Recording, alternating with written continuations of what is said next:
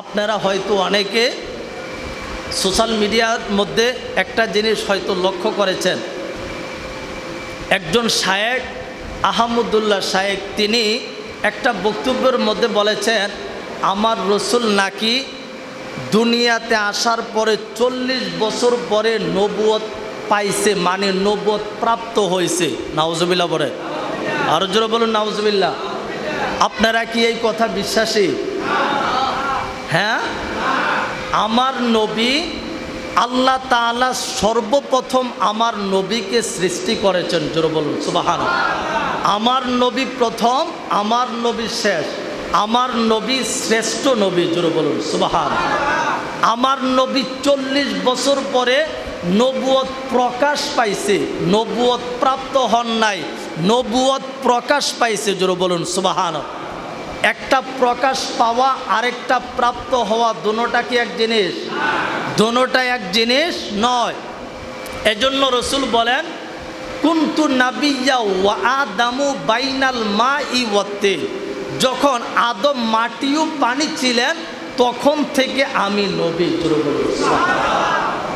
মানে কুনতু মাজির সিগা, কুনতু মাজির সিগা, মাজি মানে অতীত। কুনতু আমি ছিলাম, কুনতু আমি, কুনতু নাবিয়্যা আমি নবী ছিলাম। কুনতুটা মাজির সিগা, অতীতের সিগা, আমি ছিলাম, আমি ছিলাম। কুনতু নাবিয়্যা ওয়া আদামু বাইনাল মাই ওয়াত-তিন। আদম যখন মাটি এবং পানিতে মিশ্রিত তখন আমি নবী ছিলাম। জোরে বলুন সুবহানাল্লাহ। আবার আসছে হাদিস শরীফের মধ্যে, কুনতু নাবিয়্যা ওয়া আদামু বাইনার রূহি ওয়াল জাসাদ। জোরে বলুন সুবহানাল্লাহ। যখন আদমের দেহ এবং রূহ মিশ্রিত ছিল তখন থেকে আমি নবী। জোরে বলুন সুবহানাল্লাহ। আবার অন্য হাদিসের মধ্যে রাসূল পাক সাল্লাল্লাহু আলাইহি ওয়াসাল্লাম বলেন, ইন্নী উহবিতু ইলাল আরদি মা আদম। যখন আদম আলাইহিস সালাম দুনিয়াতে এসেছে, আমি আদম আলাইহিস সালাতু ওয়াস সালামের সাথে দুনিয়াতে এসেছি। জোরে বলুন সুবহানাল্লাহ। আর জোরে বলুন সুবহানাল্লাহ। তাহলে আমার নবী তো আল্লাহ পাক রব্বুল আলামিন, হযরত জাবের রাদিয়াল্লাহু তাআলা আনহু যখন আল্লাহর নবীকে জিজ্ঞাসা করলেন, ইয়া রাসূলুল্লাহ আপনি কি আমাকে সৃষ্টি সম্পর্কে কিছু বলবেন? তখন আমার নবী বলেন, হে জাবের, আল্লাহ পাক রব্বুল আলামিন আউয়ালু মা খালাকাল্লাহু নূরি, সর্বপ্রথম তোমার নবীর নূর সৃষ্টি করেছেন। জোরে বলুন সুবহানাল্লাহ। আর জোরে বলুন সুবহানাল্লাহ। তাহলে আমার নবীর নূর যখন আল্লাহ পাক সৃষ্টি করেছেন তখন না ছিল মাটি, না ছিল আসমান, না ছিল সূর্য, না ছিল গ্রহ নক্ষত্র, কিছুই নাই, কিছুই নাই। তখন আমার নবীর নূর বিদ্যমান ছিল। জোরে বলুন সুবহানাল্লাহ। আর জোরে বলুন সুবহানাল্লাহ।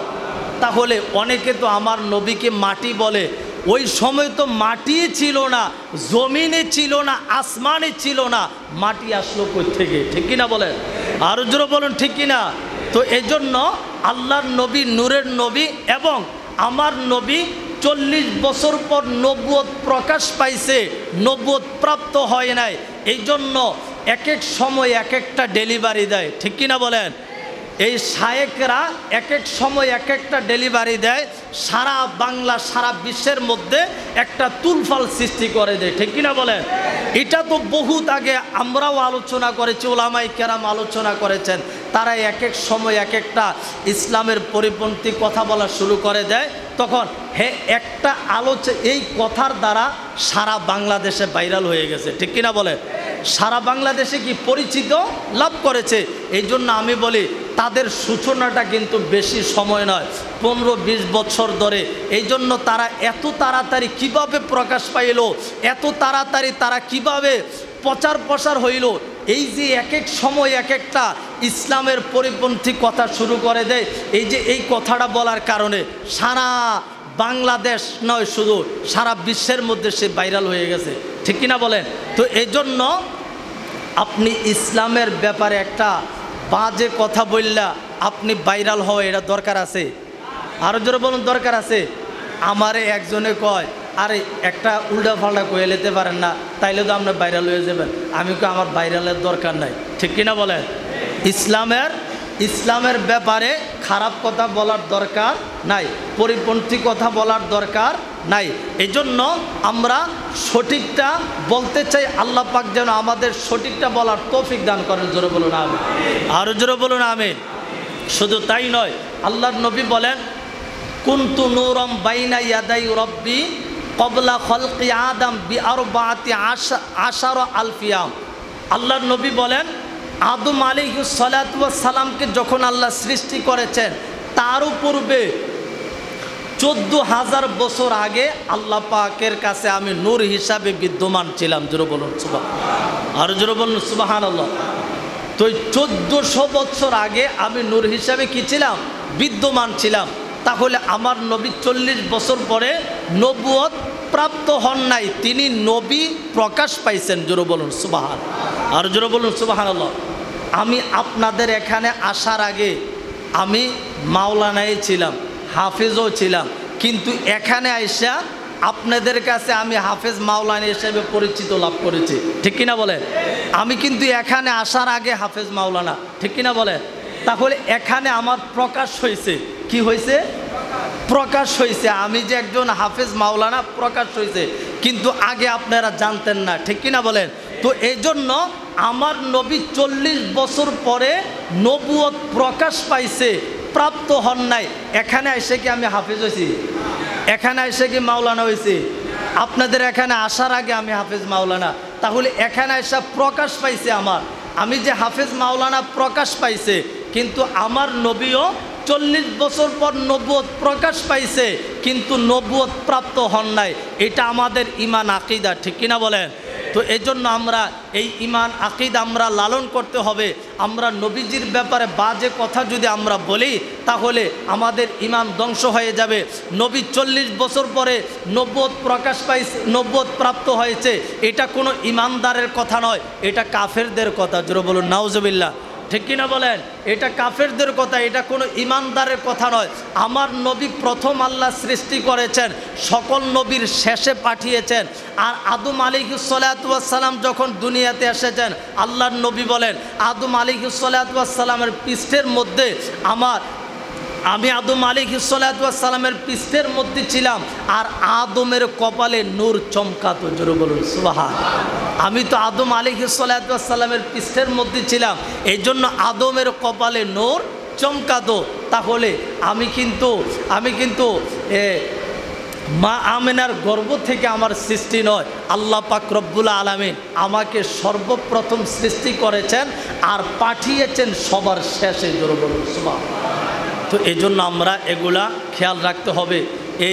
এই যে বর্তমান শায়েকরা, আসলে আপনারা রাগ করবেন না, আসলে আমার দায়িত্ব আপনার ঈমান বাঁচানো, ঠিক কিনা বলেন? আপনাদের এখানে যেহেতু আমি আছি, এই জন্য আপনাদের ঈমান রক্ষা করা আমার দায়িত্ব। এই জন্য আমি অনেক সময় অনেক কথাগুলো বলে, আপনারা মনে কিছু নেবেন না, কিন্তু আমার কথা যদি ভুল হয় আমাকে সরাসরি এসে বলবেন। আমি যে তখন কথাগুলো বললাম, আমি তো কোরআন হাদিসের বাইরে কথা বলি না, ঠিক কিনা বলেন? আমি তো রেফারেন্স দিয়ে কথা বলেছি। কেউ যদি রেফারেন্স জানতে চান আমার কাছে আসবেন, ইনশাল্লাহ আমি রেফারেন্স দেখাই দেব। আর আপনি তো বুঝবেন না, আপনার শাইখকে নিয়ে আসতে হবে, ঠিক কিনা বলেন? আপনার শাইখকে নিয়ে আসতে হবে। আপনি তো কোরআন হাদিস বুঝবেন না, আপনি যদি আসেন হুজুর আমার এটা দেখান, আপনারা যদি আমি কিছু বলি আপনি তেমন কিছু বুঝবেন না। যে বুঝে হ্যারে নিয়ে আসে, ঠিক কিনা বলেন? আর কোনো অসুবিধা আছে? আরো জোরে বলুন, অসুবিধা আছে? কোনো অসুবিধা নাই। তো আল্লাহ পাক রব্বুল আলামিন আমাদের সকলকে বুঝার তৌফিক দান করেন। জোরে বলুন আমিন, আরো জোরে বলুন আমিন। এই কিছুদিন আগে আরেকটা কথা বললাম না, আপনারা তো শুনেছেন, আমরা শবে বরাতে আমরা রাত্রে আর এই ইবাদতকে কি করেছে? ব্যবসাখানার সাথে তুলনা করেছে। নাউজুবিল্লাহ বলে আমি বললাম না, এক এক সময় এক একটা ডেলিভারি দিব, দেখবেন সারা বাংলাদেশ সারা বিশ্বের মধ্যে তুলফাল সৃষ্টি করে দিবে। আর মসজিদের মধ্যে বলে ইবাদত করা আর ব্যবসাখানার সাথে মিলেছে। নাউজুবিল্লাহ বলে কইতেছে শবে বরাতে যদি কেউ ইবাদত না করে, এই যে রাত্রে শবে বরাতে রাত্রে মসজিদ ইবাদত না করে, কেউ যদি সারা রাত পেশাখানায় জেনায় লিপ্ত থাকতো তাও ভালো হতো। নাউজুবিল্লাহ বলে, আর জোরে বলুন নাউজুবিল্লাহ। এই তাদের মতো শায়েকরা এইগুলা বলে থাকে। তো একের সময় এক একটা ডেলিভারি দেয়, মানুষের ইমান আমল নষ্ট করে দেয়। আগে মানুষের ইমান নষ্ট করত, কিন্তু এখন আমলের মধ্যেও নষ্ট করতেছে, ঠিক কিনা বলেন? এ তারাবি নামাজ নিয়ে আপনার বিতিল নামাজ নিয়ে, বিতিল নামাজ বললে 1 রাকাত, নাউজুবিল্লাহ বলেন। আপনার জীবনে আপনি শুনছেন বিতিল নামাজ 1 রাকাত? 1 রাকাত আরও নামাজ আছে, নামাজ আসেনিও। আরে কথা কন না আপনারা, কথা না করলেও তো আমি বুঝলাম আপনারা হে গুরু। হ্যাঁ আচ্ছা, বিতিল কয় রাকাত বলেন? সবাই বলেন, সবাই বলেন। 3 রাকাত বিতিল, তারাবির নামাজ 20 রাকাত। আর এভাবে করে এই যে আপনার এখন তাদের মতো একজন শায়েকে বলতেছে এই যে আমরা বিতিল নামাজ পড়ি, এটা না পড়লেও চলবো, এটা কোনো ওয়াজিব নাই, এটা কিন্তু ওয়াজিব, না পড়লে কিন্তু গুনাহগার। কি হবে? গুনাহগার হবে। কিন্তু এখন বলতেছে এটা না পড়লেও চলবে, কোনো গুনাহগার হবে না। আবার আপনার এই যে আমরা কোরবানির সামনে আসতেছে না, তো কোরবানি ধনীদের উপর কোরবানিটা কি ওয়াজিব, ঠিক কিনা বলেন? ওয়াজিব কিনা? তো এখন তারা বলতেছে এটা মনে ওয়াজিব, কেউ দিলেও পারে না দিলেও পারে, কোনো গুনাহগার হবে না। তো এগুলো এক এক সময় এক একটা ডেলিভারি দিতেছে, আপনার ইমানও নষ্ট করতেছে, আমলও নষ্ট করতেছে। এই জন্য এগুলা খুব সাবধানে থাকবেন। আর আপনি এই ওয়াজগুলো শুনলে তো আপনার মাথা এমনি নষ্ট হয়ে যাব। এই জন্য আহলে সুন্নাত ওয়াল জামাতের যে বক্তাগুলো রয়েছে আপনারা তাদের আলোচনা শুনবেন, তাদের আলোচনা কোরআন হাদিসের রেফারেন্স দিয়ে ইনশাল্লাহ আলোচনা করে আপনার বুঝে আসবে, আপনার ইমানও ঠিক থাকবে, আমলও ঠিক থাকবে। আল্লাহ পাক আমাদের সকলকে বোঝার তৌফিক দান করুন। জোরে বলুন আমিন, আর জোরে বলুন আমিন। আল্লাহর পেয়ারা হাবিব বলেছেন আদ-দুআউ হুয়াল ইবাদা, দোয়াই হচ্ছে ইবাদত। জোরে বলুন সুবহানাল্লাহ। আল্লাহ বলেন উদউনি আস্তাজিব লাকুম, তোমরা আমাকে ডাকো আমি তোমাদের ডাকে সাড়া দিব। জোরে বলুন সুবহানাল্লাহ। এখন দোয়া তো বন্ধ হয়ে গেছে, ঠিক কিনা বলেন? দোয়া মনে বন্ধ হয় নাই, দোয়া বন্ধ হয়ে গেছে। বড় বড় শায়েকরা দোয়ার ব্যাপারে, দোয়ার বিরুদ্ধে ফতোয়া দেওয়ার কারণে আল্লাহর কাছে হাত তুলে দোয়া করা বন্ধ হয়ে গেছে, ঠিক কিনা বলেন? আর একজন গ্রাম্য লোক রসুলের পাক সাল্লাল্লাহু আলাইহি ওয়াসাল্লাম জুমার দিনে এসে বলল, ইয়া রাসূলুল্লাহ, বৃষ্টি হচ্ছে না, আমাদের পশুগুলো ধ্বংস হয়ে যাচ্ছে, পরিবারগুলো ধ্বংস হয়ে যাচ্ছে, আমরা নিজেরাও ধ্বংস হয়ে যাচ্ছি, আপনি একটু আল্লাহর কাছে হাত উত্তোলন করে একটু দোয়া করেন আমাদের জন্য, আল্লাহ পাক যেন বৃষ্টি দেয়। তখন রসুল পাক সাল্লাল্লাহু আলাইহি ওয়াসাল্লাম হাত উত্তোলন করে আল্লাহর কাছে দোয়া করলেন। উপস্থিত জনতা যারা রয়েছে তারাও রসুলের সাথে হাত উত্তোলন করলেন। তখন তারা মসজিদ থেকে বাহির হতে না হতে বৃষ্টি শুরু হয়ে গেল। আর জোরে বলুন সুবহানাল্লাহ। তাহলে রসুল যদি দোয়া করতে পারে আমাদের দোয়া দরকার আছে কিনা? আর জোরে বলুন আছে কিনা?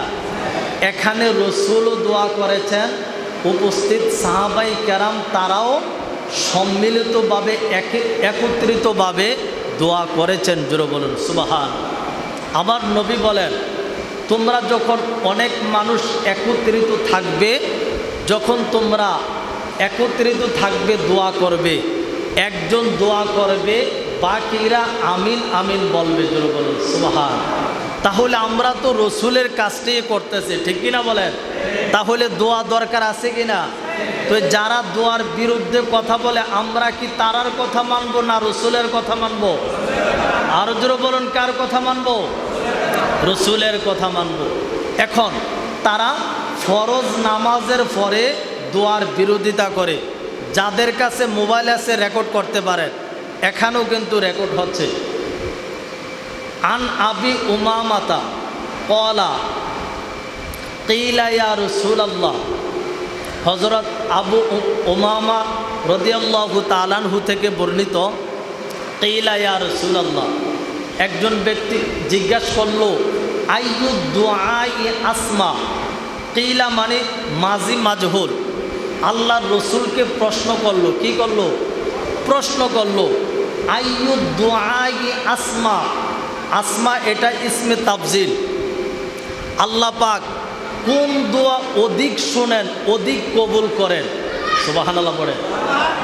তখন রসুল বললেন ক্বালা জাওফাল লাইলিল আখির, অর্থাৎ শেষ রাতের দোয়া, তাহাজ্জুদের সময় দোয়া আল্লাহ কবুল করেন। জোরে বলুন সুবহানাল্লাহ।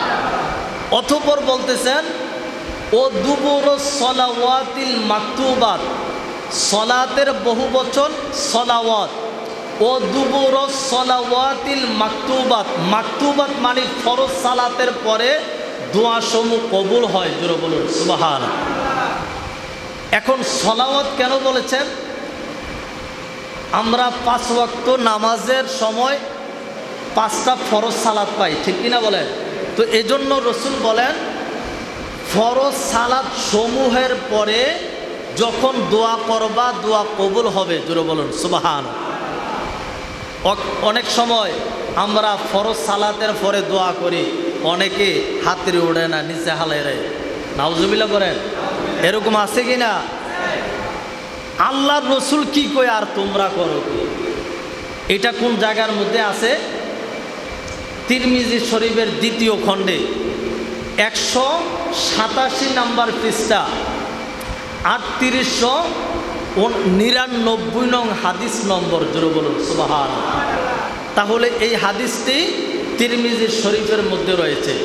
তখন শেষ রাতে দোয়া করবা দোয়া কবুল হবে, ফরজ সালাতের পরে দোয়া করবা দোয়া কবুল হবে। জোরে বলুন সুবহানাল্লাহ।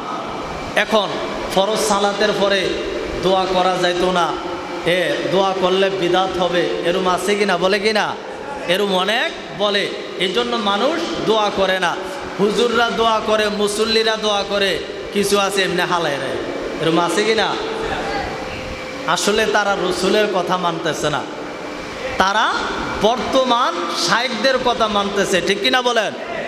শায়েখদের কথা, যেই কথা রসুলের বিরুদ্ধে যাবে সেই কথা মানা যাবে না, ঠিক কিনা বলেন?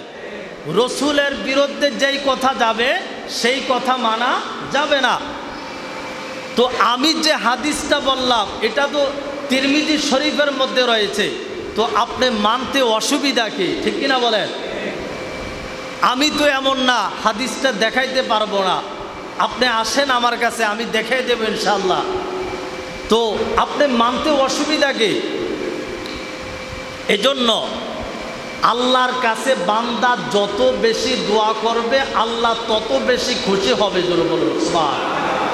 আল্লাহ বান্দা যখন আল্লাহর কাছে হাত উত্তোলন করে দোয়া করে, আল্লাহ ওই হাতরা ফিরে দিতে আল্লাহ লজ্জাবোধ করেন, তাকে আল্লাহ দান করেন। জোরে বলুন সুবহানাল্লাহ। আর জোরে বলুন সুবহানাল্লাহ। এখন আপনি দোয়া করেন যখন, আল্লাহ তাআলা আপনাকে এই দোয়াটা একভাবে না একভাবে কবুল করবে। জোরে বলুন সুবহানাল্লাহ। কিভাবে? আপনি যখন দোয়া করবেন, আপনি যদি খারাপ কিছুর দোয়া না করেন, সম্পর্ক চিহ্নর দোয়া না করেন, আপনি যদি ভালো দোয়া করেন, তখন ওই দোয়াটা আল্লাহ পাক কবুল করতেও পারে, নাও করতে পারে। যদি কবুল করেন তো কবুল করেন, আর যদি না করেন আখেরাতের জন্য এই দোয়াটা জমা করে বিশাল একটা সম্পদ নিয়ামত আপনাকে দিয়ে দিবে। জোরে বলুন সুবহানাল্লাহ। আর জোরে বলুন সুবহানাল্লাহ। অথবা আপনি যখন দোয়া করেন, দোয়া কবুল হইল না, আখেরাতও জমা হলো না, তখন এটা কি করবে? আপনার কোনো একটা অমঙ্গল আল্লাহ দূর করে দিবেন। জোরে বলুন সুবহানাল্লাহ। তাহলে দোয়া করলে তো কোনো লস নাই, ঠিক কিনা বলেন? দোয়া করলে কোনো লস নাই, আখেরাতে এই দোয়াটা জমা হবে। অথবা আপনি যেই কোনো ভালো দোয়া করলেন এই দোয়া আল্লাহ কবুল করবে, অথবা আপনার অমঙ্গল আল্লাহ দূর করে দেবে। জোরে বলুন সুবহানাল্লাহ। সালাতুন ইয়া রাসূল সালামুন ইয়া আলাইকুম সালাতুন ইয়া রাসূল সালামুন ইয়া এক জামানা সোহবতে বা আউলিয়া बेहते रियाज सौद साल तोआत बेरिया सलातुनिया रसूल अल्लाह सलामुनिया हबीब अल्लाह जलू अगर हो या इमाम अल मुरसलीन जलू अगर हो रहमतुल लिल आलमीन सलातुनिया रसूल अलैकुम सलामुनिया। गभीर मनोयोग আল্লাহ তাআলা দুয়ার ব্যাপারে সূরা নূরের 18 পারার মধ্যে সূরা নূরের 31 নম্বর আয়াতের শেষের দিকে আল্লাহ তাআলা বলেন ওয়াতুবু ইলাল্লাহি জামিআন আইয়ুহাল মুমিনুনা লাআল্লাকুম তুফলিহুন। জোরে বলুন সুবহান। আল্লাহ তাআলা বলেন ওয়াতুবু ইলাল্লাহি জামিআ, তোমরা একত্রিতভাবে আল্লাহর নিকট তওবা করো। সুবহানাল্লাহ বলেন।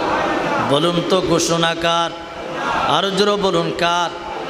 বান্দা একত্রিতভাবে দোয়া করতে নিষেধ করে, আর আমার আল্লাহ বলেন তোমরা একত্রিতভাবে আমি আল্লাহর কাছে তওবা করো। সুবহানাল্লাহ বলেন। আর জোরে বলুন সুবহানাল্লাহ। এখন কি আল্লাহর কথা মানবো না শায়েখদের কথা মানবো? আওয়াজ করে বলতে হবে। এখন কি আমরা শায়েখদের কথা মানবো না আল্লাহর কথা মানবো? আর জোরে বলুন কার কথা মানবো? আল্লাহর কথা মানলে তাহলে আমরা সম্মিলিতভাবে দোয়া দরকার আছে কিনা? আইয়ুহাল মুমিনুনা লাআল্লাকুম তুফলিহুন, হে মুমিনগণ তাহলে তোমরা সফল কাম হবে। জোরে বলুন সুবহান। তো আল্লাহ বলেন তোমরা জমা হয়ে একত্রিতভাবে আমি আল্লাহর কাছে তওবা করো, তাহলে আমি আল্লাহ তোমাদের তওবা কবুল করব। জোরে বলুন সুবহান। এই আয়াতটা আমি যখন আলেমে পড়ি তখন হুজুরে এই আয়াতটা বলেছিল। এই দীর্ঘ অনেক বছর আমি আসলে আয়াতটা কোন আয়াতটা আমার তেমন একটা মনে ছিল না।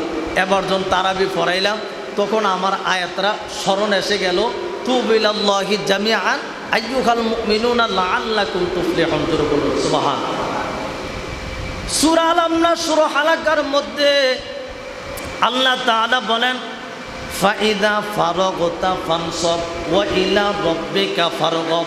আল্লাহ তাআলা বলেন ফাইদা ফারাগতা, আপনি যখন হে রসুল আপনি যখন নামাজ থেকে অবসর হবেন, ফাইদা ফারাগতা ফানসব, তখন আপনি দোয়া করুন। সুবহানাল্লাহ পড়েন।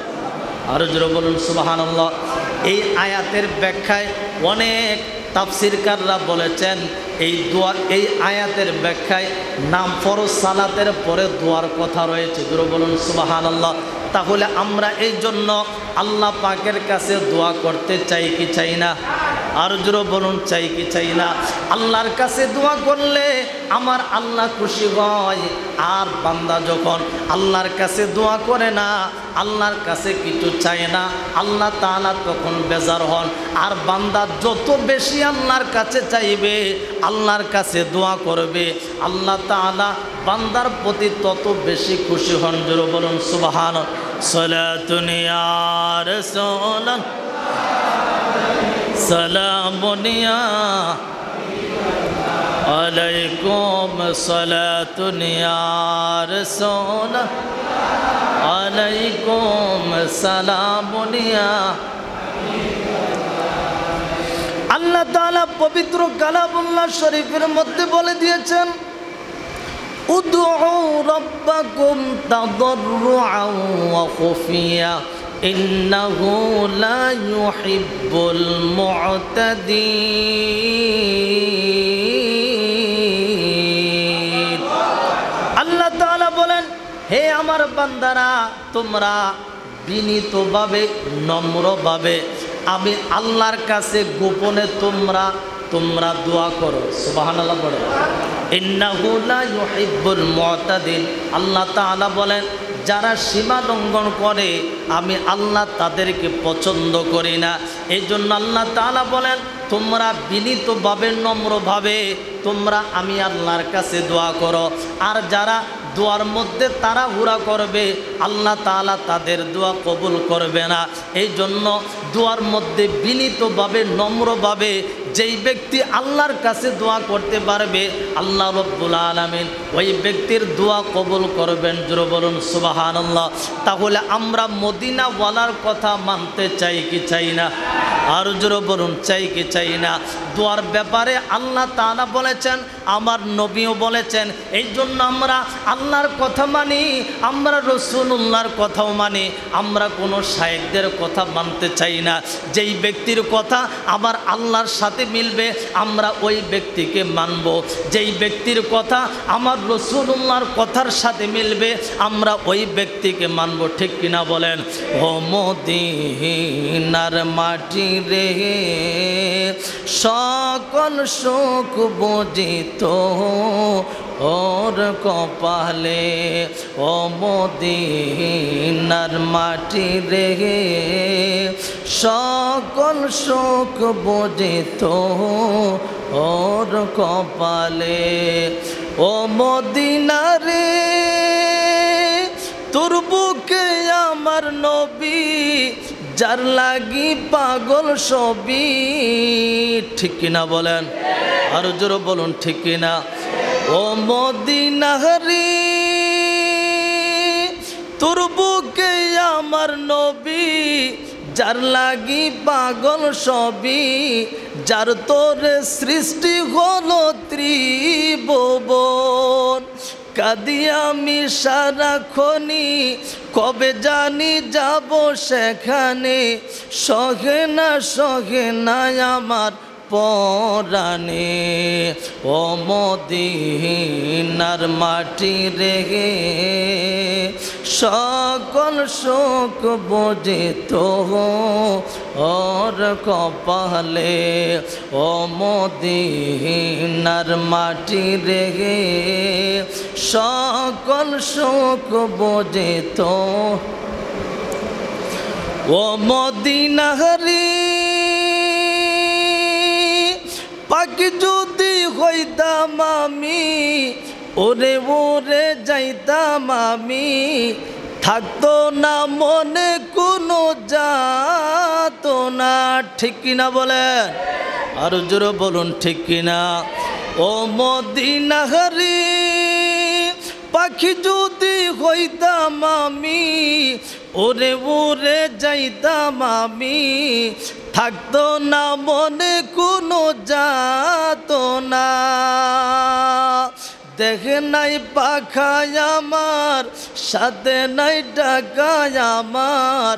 কেমনি করে যাব মদিনা, ও মদিনার মাটি রে সকল সুখ বুঝিত ওর কপালে।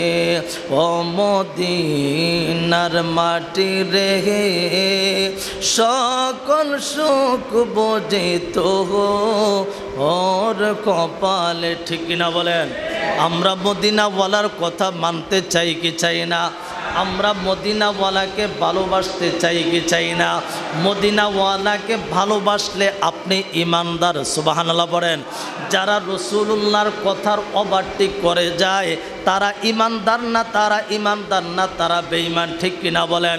রসুলের কথা মানলে ইমানদার হওয়া যায়, রসুলের কথার বিরোধিতা করলে ইমান থেকে খারিজ হয়। ঠিক কিনা বলেন?